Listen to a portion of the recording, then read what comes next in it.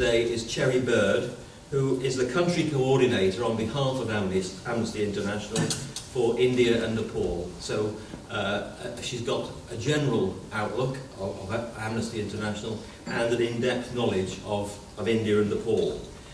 So we're going to kick off with Cherry giving us a talk, followed by some questions and discussion. Following on from that, we have a few minutes on our more local Amnesty International through with Heather over there. But we'll come to that in a little while. So, Cherry, over to you.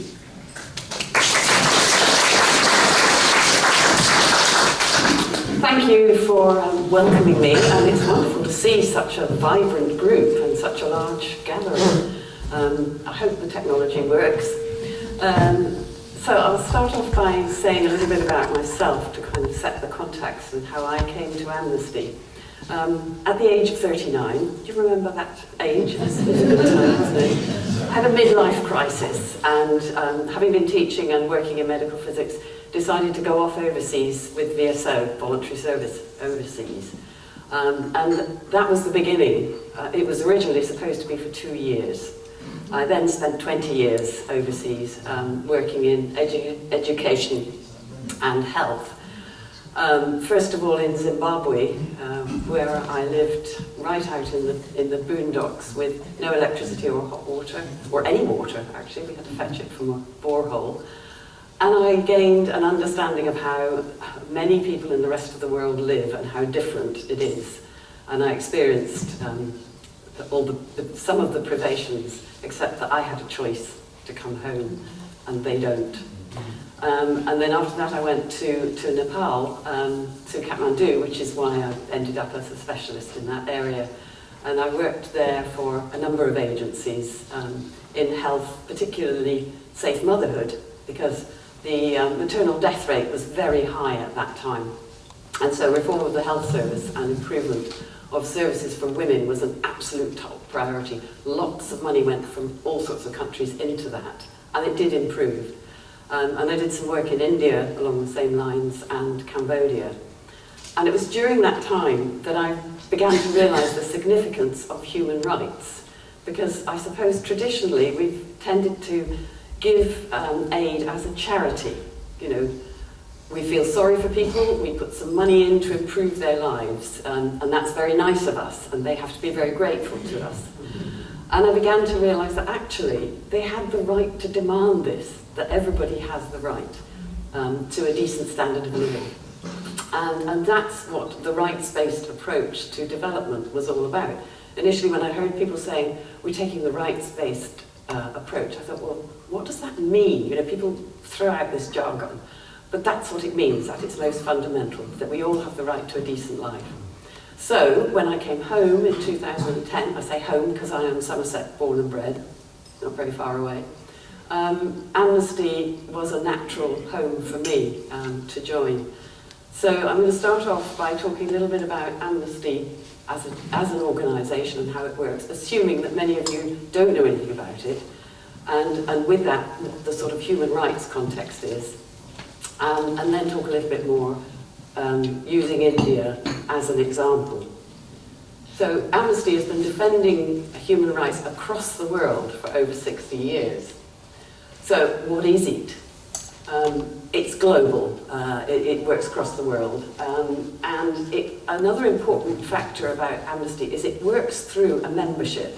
So ordinary people here, like Heather and her group here in Tiverton, are working, writing letters and doing actions to make a difference. As compared to, for example, say the children, where there are people out in those countries on the ground. Amnesty works through people all over the world, to help people all over the world.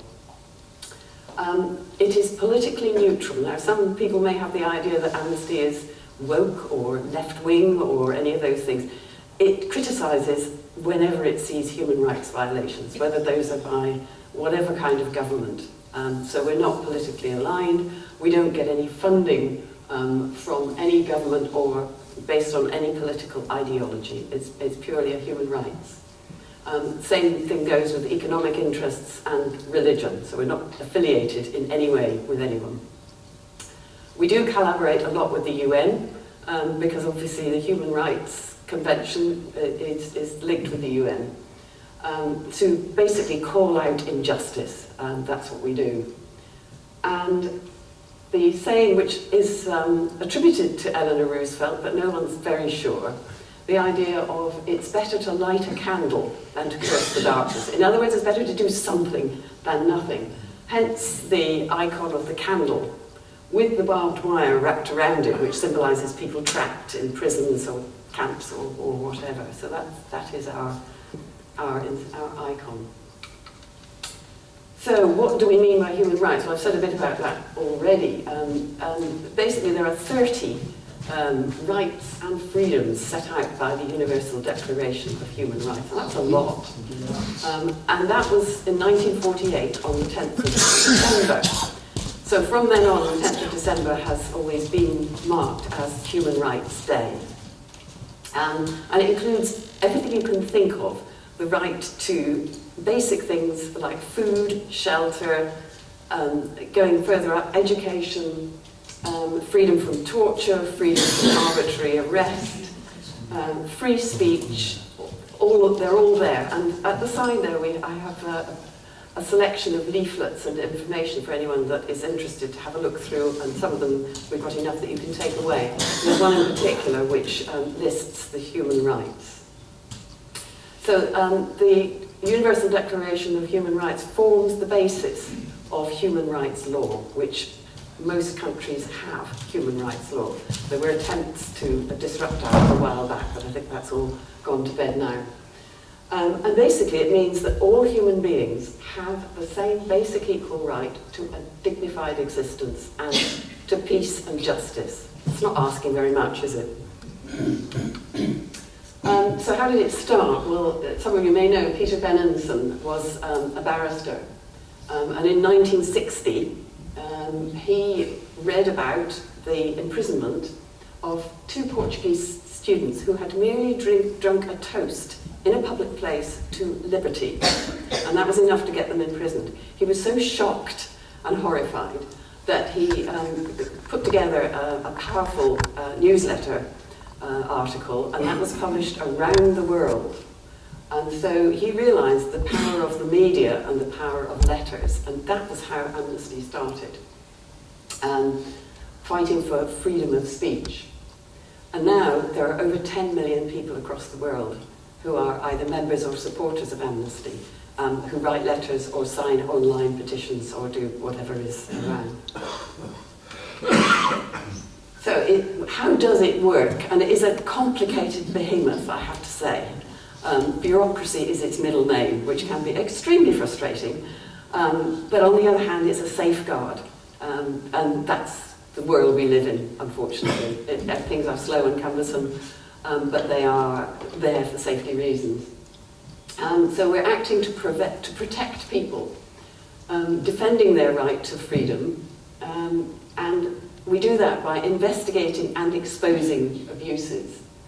So those 2 aspects of the work are, the investigation is the research, which is a major part of what Amnesty does, and the campaigning and advocacy, which is the giving a voice to people, the publicity.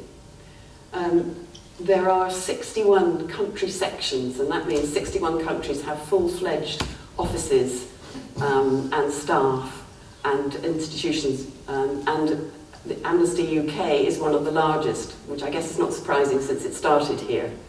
But I mean, for example, Nepal has its own Amnesty office. India did until the government closed it down, about which more later.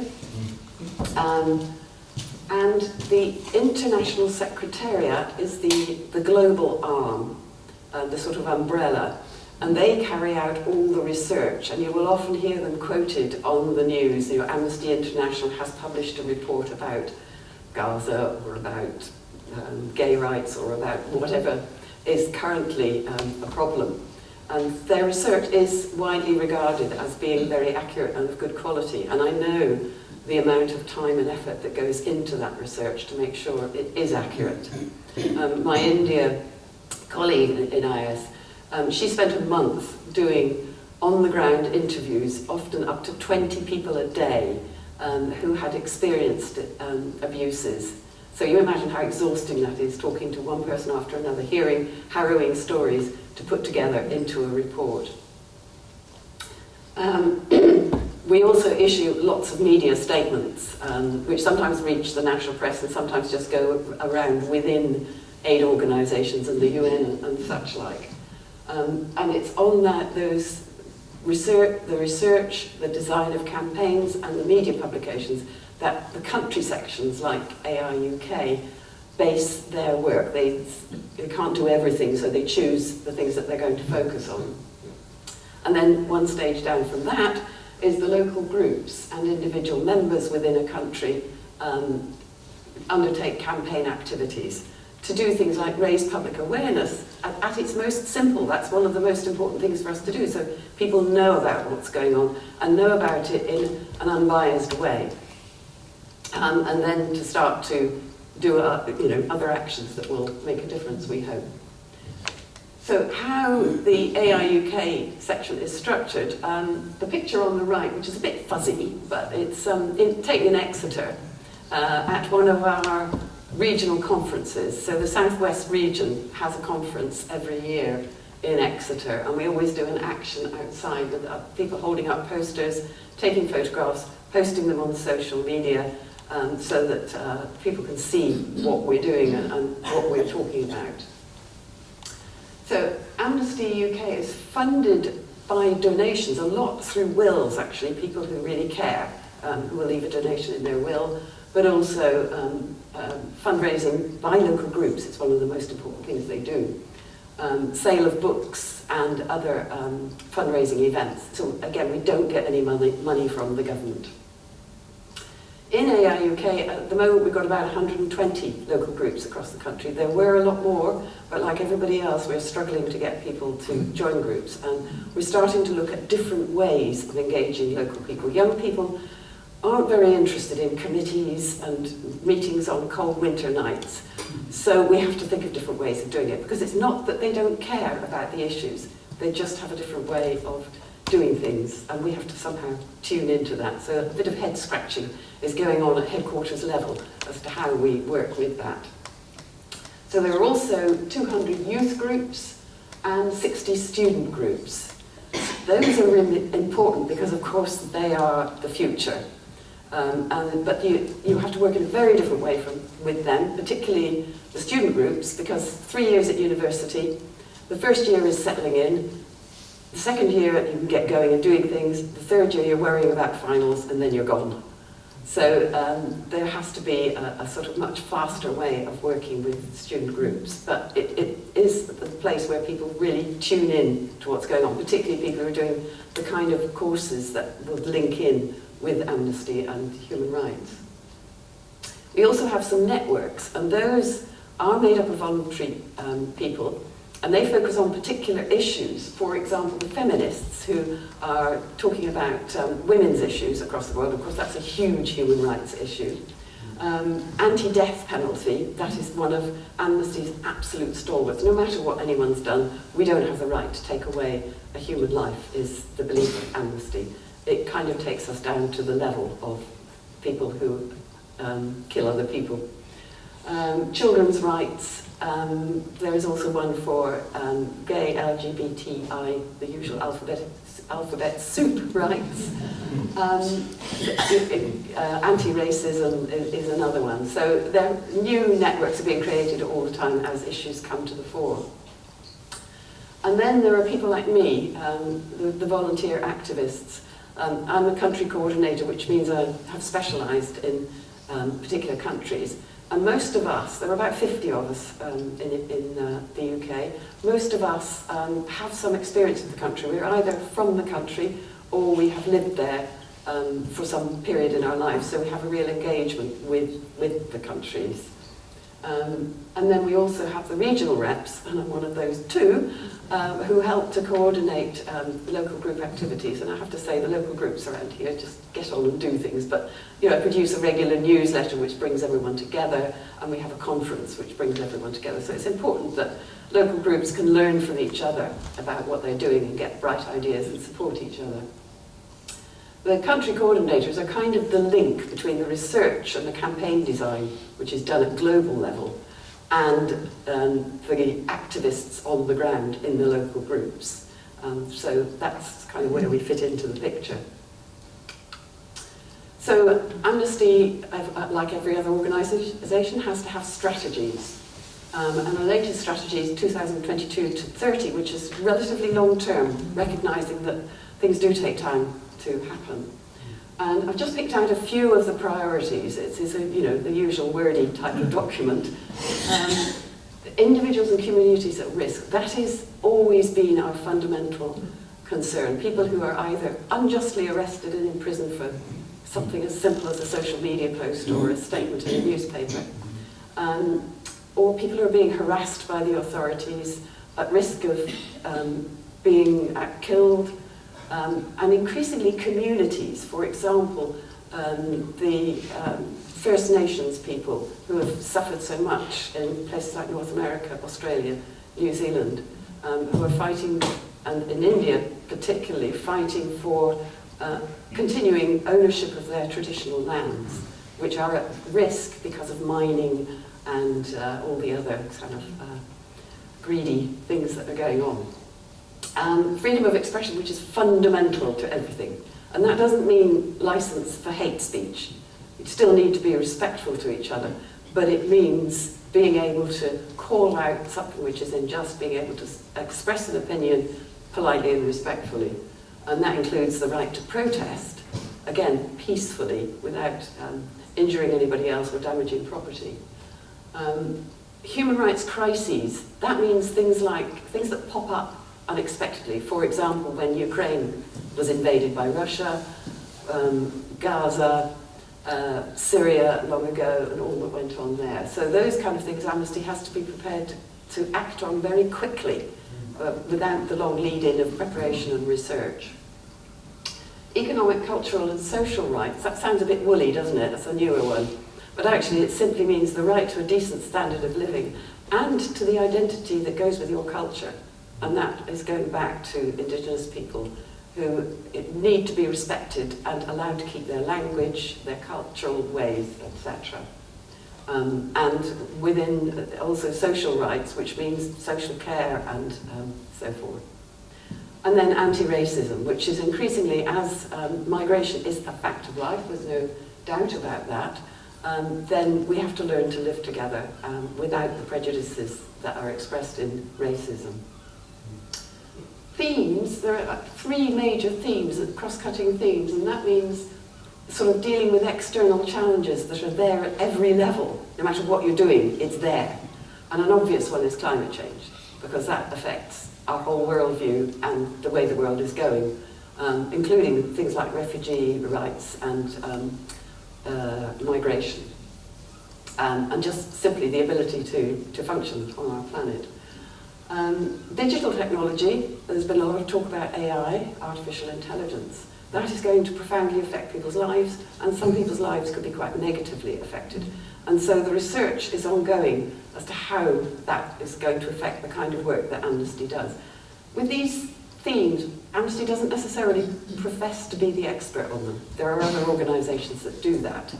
Amnesty just needs to know about them in order to see what impact they're going to have on the things we do fight for, which is human rights and justice. And then there's corporate power, which has always been there. The multinationals, the fact that the bigger organisations can flatten the smaller ones. So that again impacts on the work we do. Local groups, well here's a picture of a local group, Bristol and Weston-super-Mare at an outdoor event. That's something that Amnesty groups often do. And through that they campaign for individuals and communities who've been unjustly imprisoned or at risk of imprisonment, etc. And we send letters to authorities, we send letters to embassies, we may put letters in local newspapers to raise awareness. We send solidarity cards and letters to people who are in prison, and we know that helps. Those that get through, and a surprising number do, you would think sending a letter off to deepest, darkest dictatorship, but they do. And when people are released later, they often say how much those letters and cards meant to them. I heard on the radio recently that a woman journalist who'd been released from Russia last August, when they released a lot of prisoners in an exchange, and she told her husband that the cards she received meant such a lot to her, and the more bright and colourful they were, the better. And you can imagine that in a grey winter Russian penal colony. So, as I said, we do lobby our MPs, and of course MPs vary in their levels of approachability and interest in these rights, but it's really important to work with MPs, especially as we now have a whole lot of new MPs who are possibly much more open to working on human rights abuses and therefore to lobbying their fellow MPs in Parliament.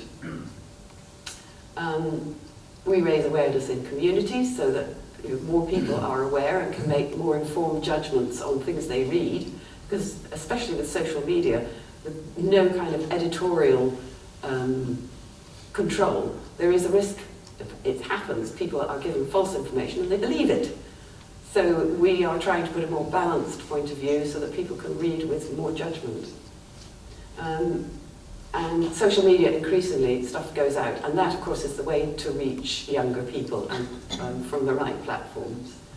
Fundraising events, I mentioned earlier that a lot of the funding, or some of the funding for Amnesty, comes from the work of local groups. And so we do things like Amnesties, tea in a garden with cakes and stuff, concerts, quizzes, anything we can think of, sponsored walks to raise money, which we then pass on to AIUK.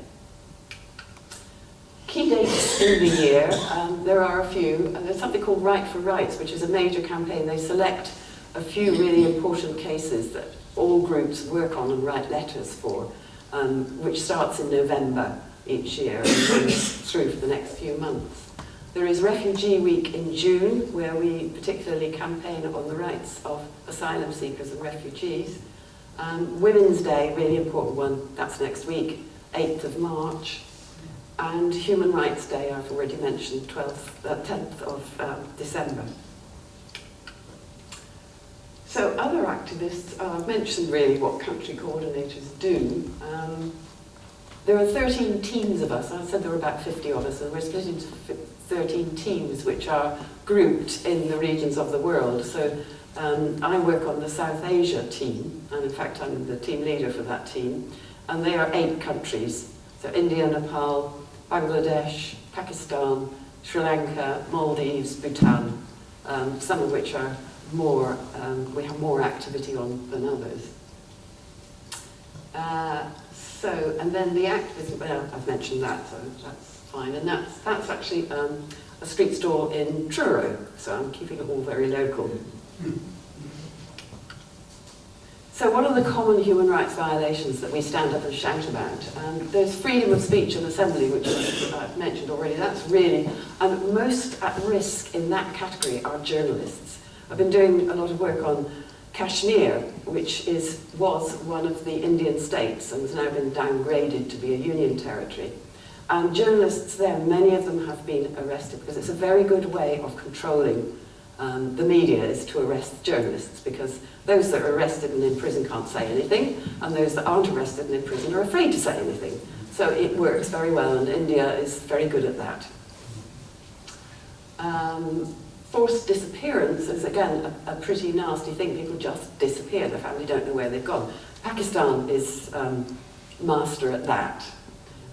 Gender-based violence and honour killings, again, unfortunately, Pakistan and parts of India, that happens a lot. Religious freedom, again, Pakistan. The blasphemy laws are particularly iniquitous because anyone who is thought to have accused or to have been defamatory about Islam may often get beaten up by a mob. So it's not just that you can get arrested and put into prison. The mob will go mad. And so it's actually about influencing local people not to behave in that way. And I was talking with a Pakistani colleague about how to sort of work on a campaign to address the blasphemy laws. And having worked in Nepal, I said, well, street theatre, because that's what we used to do in Nepal. You'd put together an informal theatre with role play of a situation. Usually it was to do with safe motherhood. And people loved it. People would come from miles around to watch it and would take away the messages. Oh no, she said, you can't do that in Pakistan. That would be considered frivolous.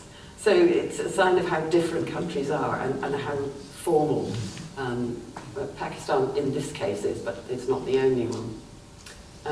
So that's a huge issue for Amnesty, because people can end up dead at worst, and certainly in prison, falsely. Particularly people of other religions like Christians are likely to be targeted. Refugees and asylum seekers, again, we all have the right to seek asylum, particularly if your country is at war, or if you are targeted because of your beliefs or something you've said, then you have the right to seek asylum in another country. But, for example, many people escaped, particularly women, from Afghanistan when the Taliban took over into Pakistan. And many Afghans were already living in Pakistan and had the right documents. But increasingly Pakistan is throwing them back into Afghanistan. Well, of course, you can imagine the fate that awaits them there. So that's something that we're trying to get the authorities to stop doing. The death penalty I've already mentioned is an absolute no-no. And climate change. And again, parts of India and Pakistan and Nepal are all suffering quite badly from climate change. Bangladesh is likely to disappear altogether, as is the Maldives. It's not just about the rest of us to do what we should be doing to mitigate climate change. It's also about social protection measures that the governments of those countries need to do, and we need to help them to do that. So that when flooding is a risk, there are warnings, there's help for people to reconstruct their lives, etc., etc. So I've said quite a bit about India already. There he is, Mr. Modi. Works largely out of the Trump playbook, it has to be said. He knows all about repression by arresting people. They have something called the Unlawful Activities Prevention Act, which is a complete catch-all, which means you can put someone in prison because you suspect they're going to do something unlawful. And they often end up in prison, and we've got a group we're working on, some of whom have been in prison since 2018, and yet their whole lives they've worked for the rights of the poorest people, and the minorities, ethnic groups and religious minorities. So repression of freedom of speech is becoming a bigger and bigger issue within India. We think of India as being a relatively benign country because people go there on holiday and they have a lovely time and the buildings are wonderful and nature is wonderful. But underneath that, there's a change over the past 10, 15 years. And particularly that's persecution of religious minorities. Now, I say minority, 80% of the population is Hindu. 14% of it is Muslim. Well, 14% of 1.4 billion people is actually about the same number of Muslims as there are in Pakistan. So you're looking at the rights of a lot of people who have invested their lives in India. And I mean, I've worked with mixed religion teams, they were all quite happy. But that's changing. And again, the mob lynching is happening. If any of you saw the BBC series on Modi and his background, that was a powerful production. Modi didn't like it. Caste discrimination is, unfortunately, an integral part of Hinduism, the whole caste structure. You're born a Hindu, you cannot become a Hindu. You can't convert to Hinduism. And you're born into a certain caste, and you cannot change from that caste. So if you're born at the lowest caste, even if you become educated and you get a professional job, you are still looked down upon. That's gradually changing. We're getting more intercaste marriage, for example. And the change is partly because as people do manage to get, as lower caste people do manage to get an education, they get to university. University is a wonderful melting ground, or colleges of all sorts, where people just get together and don't really take much notice of what anyone is and what their family background is. And so from that, there's more likely to be, and there is, a changing environment around intercaste relations. Another thing that Modi uses out of his toolbox is misuse of financial regulations.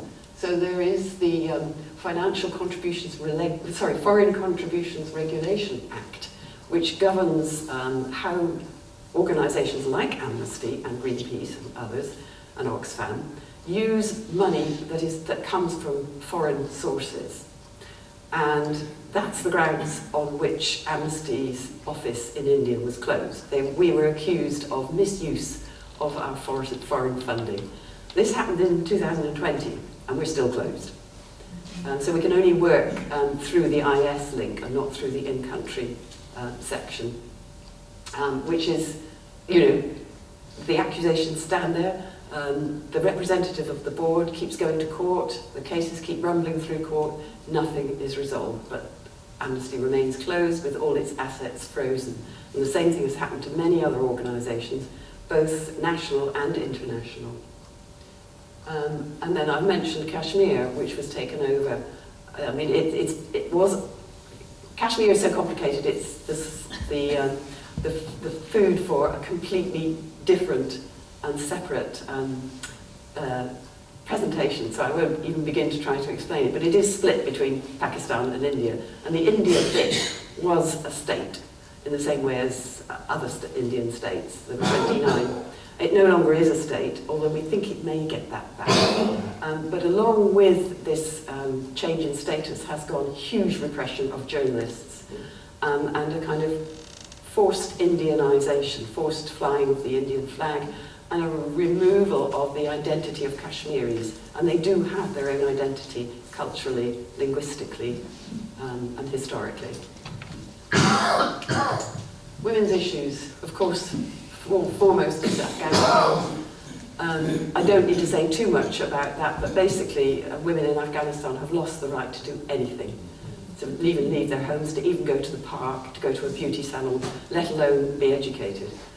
And that picture is a picture of Rukshana Media, which is an Afghan women's media organisation which was formed in Afghanistan and then had to leave when the Taliban came to power. So they're based here in London, but they're still in touch with journalists on the ground, and they are publishing the stories of ordinary women and the things they're going through. And one of the recent stories is something called Radio Begum, which was broadcasting educational content for women, so that although they could go to school, they could actually get hold of educational material. Just been shut down. So rape as a tool of war, we've been hearing all about that in Sudan particularly. And then a new campaign which is up and coming is for garment workers, and that affects 4 countries in particular in South Asia, Bangladesh, India, Sri Lanka and Pakistan, where a lot of women work in the garment industry, and they want the right to unionise in order to make sure their working conditions are a little bit better, because they're pretty awful. Long hours, poor pay, dangerous conditions. Every so often a tragedy happens with a fire or something similar. And then reproductive rights is another one, and particularly abortion was a very big one. And of course that's increasingly a problem in America. But things have improved, certainly here and in Ireland, where that was an issue before. So we've made some progress on that.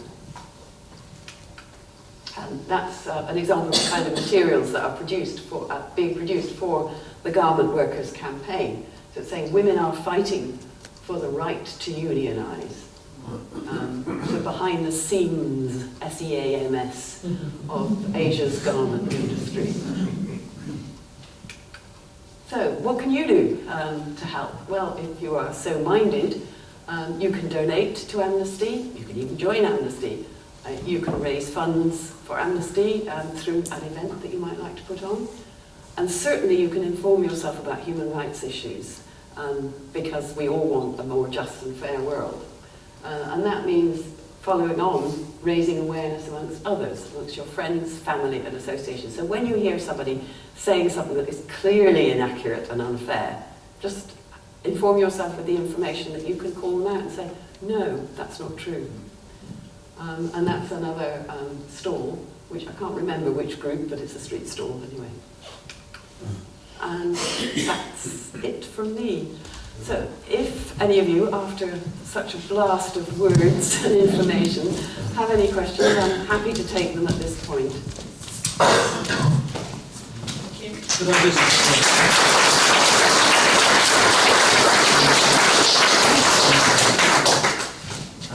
thank you so much, Cherry, for that gallop through Amnesty International. History, spread, purpose, absolutely fantastic. So please, ladies and gentlemen, points or questions raised. We have John there with his roving mic. So any questions for me, please?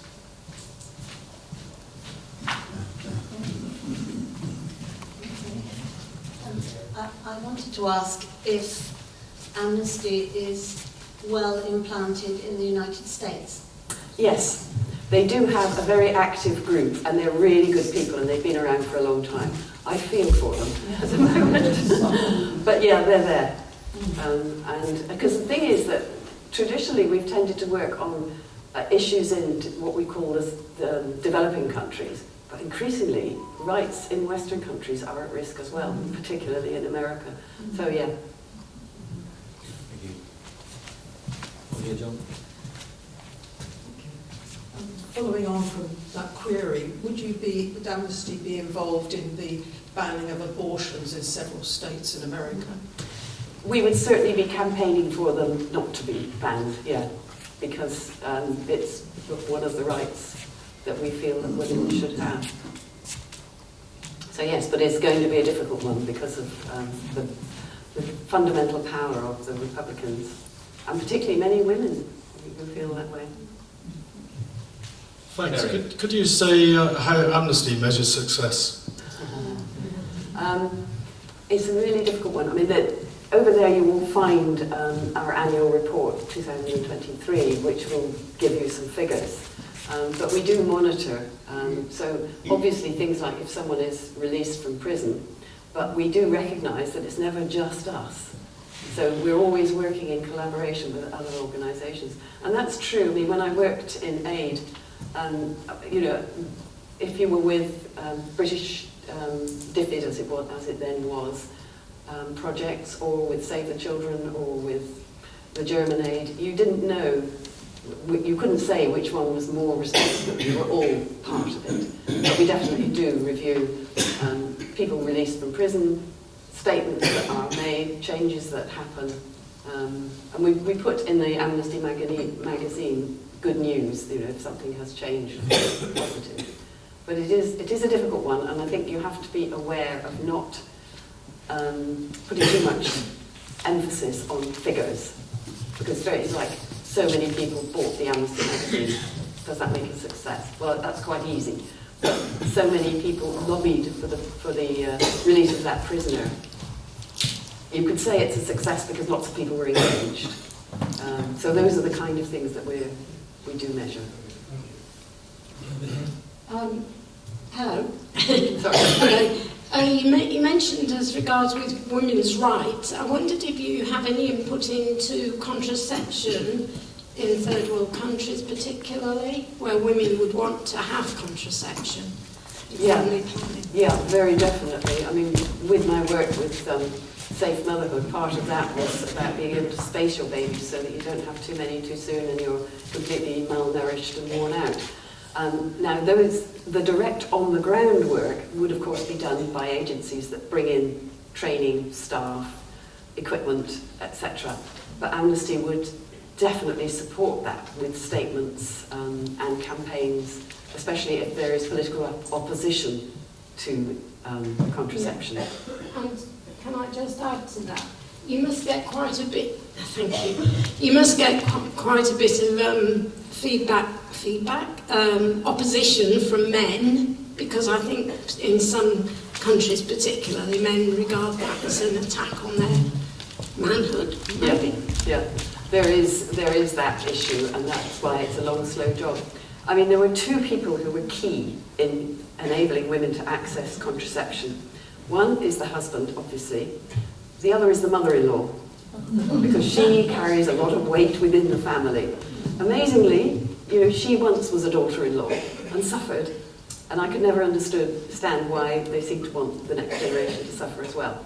So, you know, we would, on the ground, do meetings and workshops to bring mothers-in-law together to talk about it. And then the same thing, bring husbands together, because if you alienate them, you're going nowhere.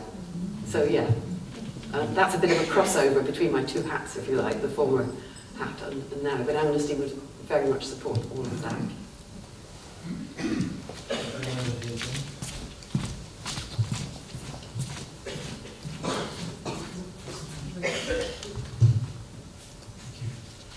What sort of relationship does Amnesty have with the Foreign Office? Good. Yeah, I have meetings with the desk officer for India, for example. They won't necessarily do what we think they should, but they're quite happy to talk to us, and they're very happy to receive information. So our research reports are gratefully received. Now there may be individuals within that who might say things about us out of hearing, but in general and in principle, we do collaborate.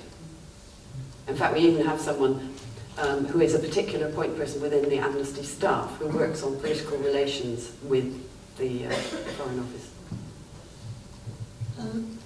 Can I ask, when you said that Modi had accused charities of misuse of finances, does that also apply to government aid? I suspect not. No, I mean he's the government, so of course there is no wrongdoing at all. Our government aid. Oh, I see what you mean. Yeah, I think that would come down to diplomacy. So you know that becomes more nuanced. But certainly, some time back, our government stopped giving direct aid to India, but that was because they felt that India actually has enough of its own resources. So we gave technical aid in terms of training in methodologies, but no longer the large lump sums that enabled them to engage more staff or build more hospitals.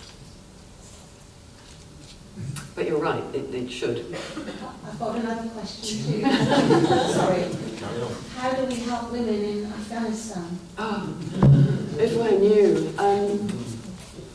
At the moment, we are only at the stage of being able to give them a voice, which is why Amnesty is partnering with Rukshana Media to get their voices out there. And the Amnesty feminist group have launched a campaign, Rise with Afghan Women.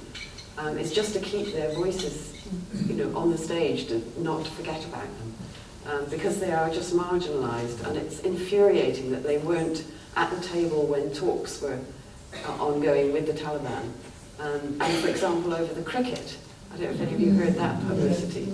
You know, the ICC should not allow the men's cricket team to perform because they are not fulfilling the conditions that are laid down for full membership. Full membership says that you have to have a men's team and a women's team. So the Taliban are getting away with not having a women's team.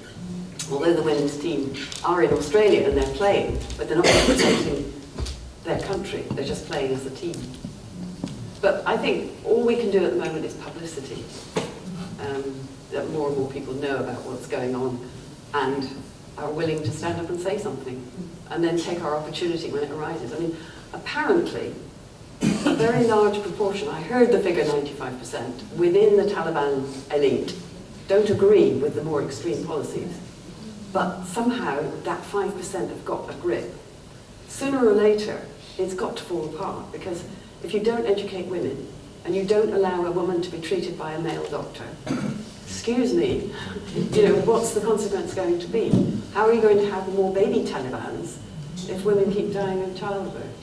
So I think eventually something's got to change. I mean, Syria eventually, who knows where it will go, but change has come. And that's all we can hope for.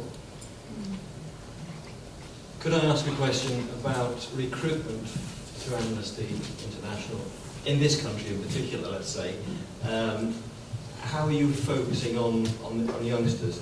Are you into schools, talking to schools about what Amnesty gets up to and can do? Yeah, we used to have a formal thing called a school speaker program, where local Amnesty people were trained and went into schools.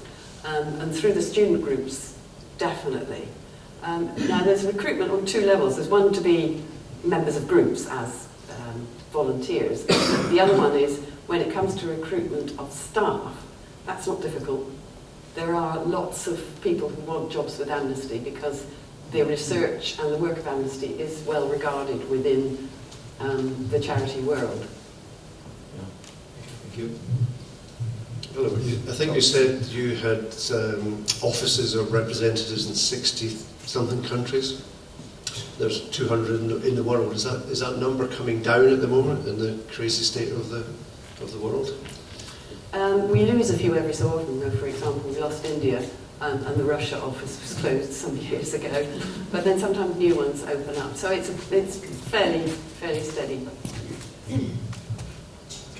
I've got one question.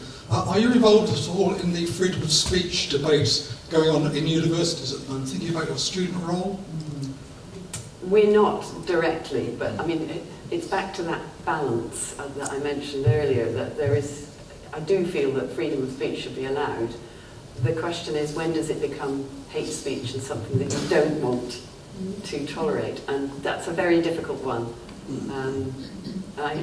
I don't know what the answer is. I think you've got to do it on an individual case-by-case level. I mean, you used to think about Andrew Tate, who's now just been released from Romania to go off spewing his filth around the world. You know, do you want to give space to that?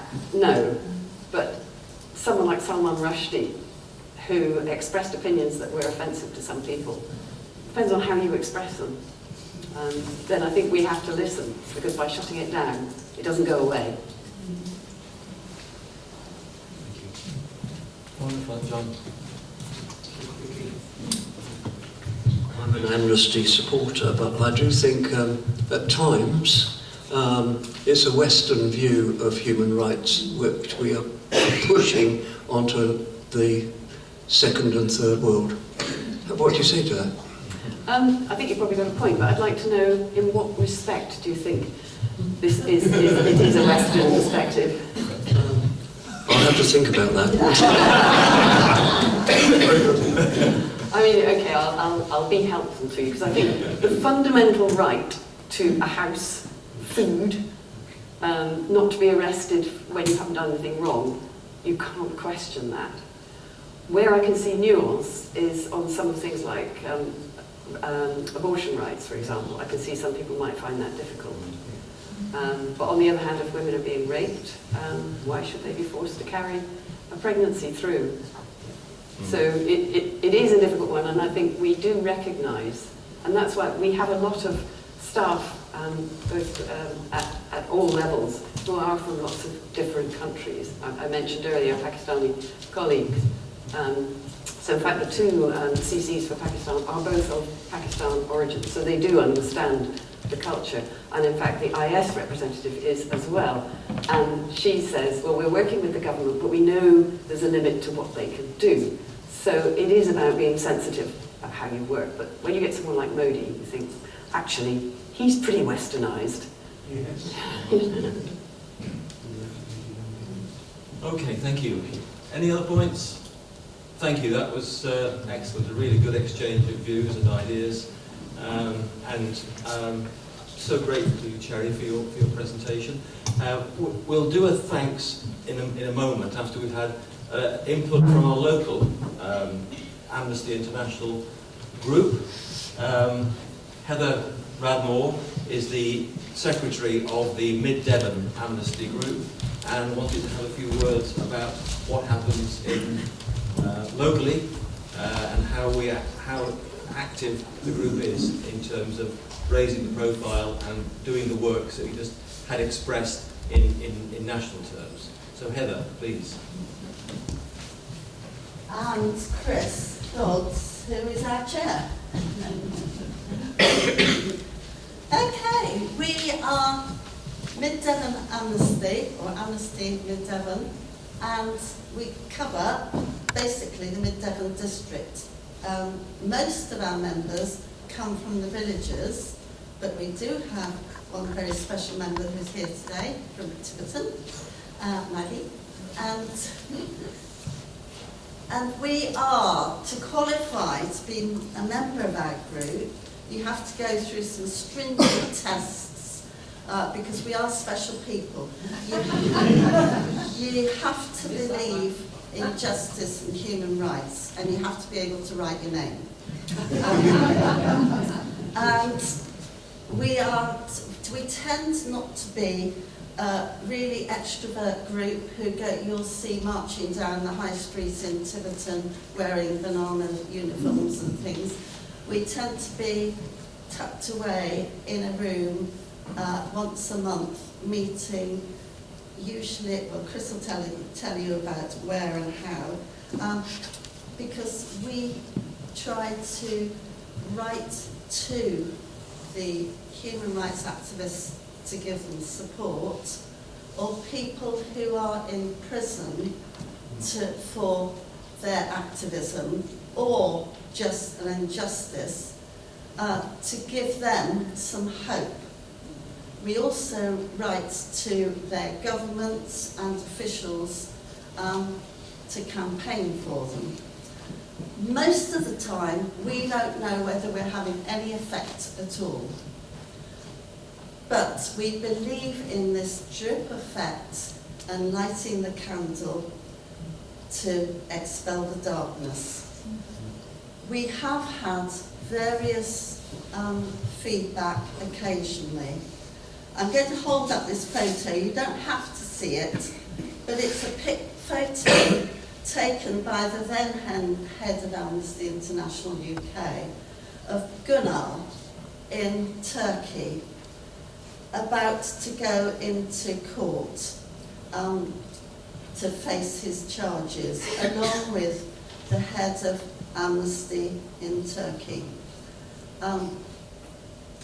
He went in holding the card that we had sent him, which I think shows that when they receive these cards, they know they are not forgotten. At that time, and still is, Amnesty International Turkey is shut down by the government. We also, Cherry has mentioned India, we write to the people that she mentioned from this group who have spent their working lives, they're mostly academics and professionals, spending their working lives trying to make life better for other groups within their community and their country. Most of those are still in prison, have been in prison, you imagine, since 2018, 2019, in an Indian prison through those COVID years, but they are supporting each other and keeping each other's spirits up. We write to them every week. Every month.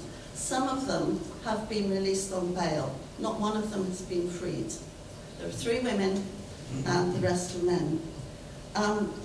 But through our letters to them, we have had some replies. They are not allowed to write to anybody, only to a named family member.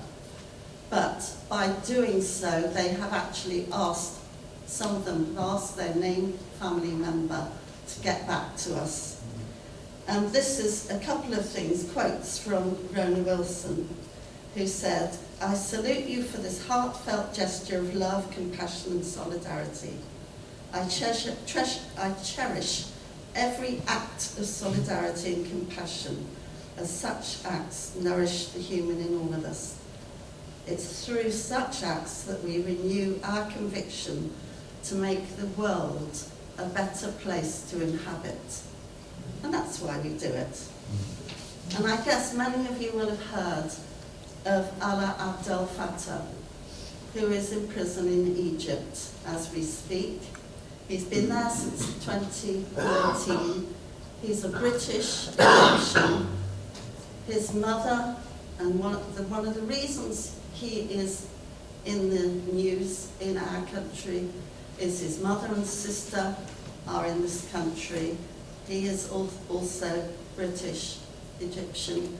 His mother is on her 151st day of hunger strike for his release. And his sister was actually on the radio on the Today programme yesterday morning.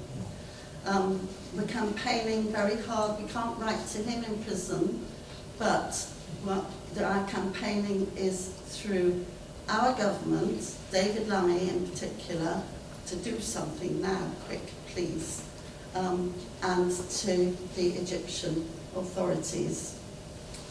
And I'll finish my little bit by just quoting from a poem this man, Alaa Abdel Fattah, wrote. Just little bits.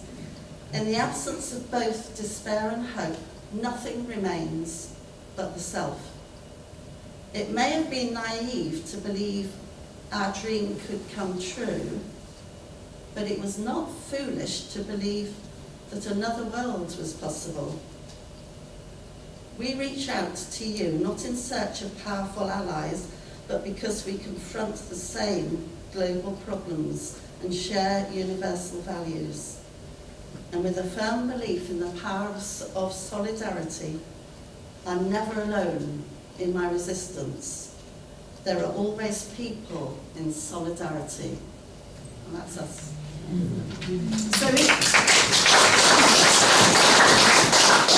So if you believe in supporting the views of Amnesty, and you can write your name, you'd be most welcome to join us at our meetings monthly. We meet every second Thursday at Halberton, usually in the Methodist Church, where we have tea and cake to start with. The meetings aren't always a bundle of laughs, as you can tell from what we have to do. They're very, very rewarding. We are quite friendly people, and we have good fun. Yes, quite. But also, as Cherry said, we do have to fundraise, because through the year we think we send about 600 letters and cards, all of which need stamps on. And that's what you can work out. One stamp abroad is £2.80. So you can work out how much that is. So our fundraising activities are mainly for our group's postage. We have been very fortunate in that we've been well supported over the years and been able to send some money to Amnesty International headquarters. So we do feel we're doing our bit there. Two fundraising things this year, and there are leaflets over there should you want to pop in. By the way, if you come to our meeting, you don't have to join anything. You just come and be and sign and listen, and all that's nice, and you can go. Or you can come everywhere and be really, really... We have about 3 or 4 warriors in our group, would you say?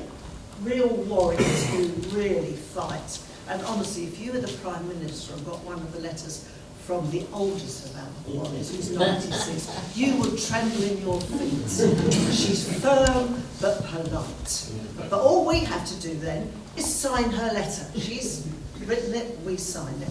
So, if you also would like to just come and support us, we are organising a fun concert. We've done it for about 4 years now. It's a variety concert. It's not heavy. We might mention what we do, but it's not heavy. Fun. £10 a head. Willand Church Hall in May. There is the date here. If you want to just take that away, that would be great if you would come. Give us the £10, and in return, you'd get a free concert. So I think it's quite a good deal, don't you think? The other thing we do is annually is a walk. 2 of our members live just at the bottom of Comstock Beacon, and they organise a very friendly walk around the beacon. They'll give you a map and guidance, and then you have a lovely cream tea for a donation. I think we usually ask £5, do we? So if you give us £5, you can enjoy the walk, and we'll give you a free cream tea. I mean, I think that's valuable. I think so. I would say another qualification for joining Amnesty is an enjoyment of tea and cakes. Yes, be able to eat cake. Yeah. Yes, thank you very much.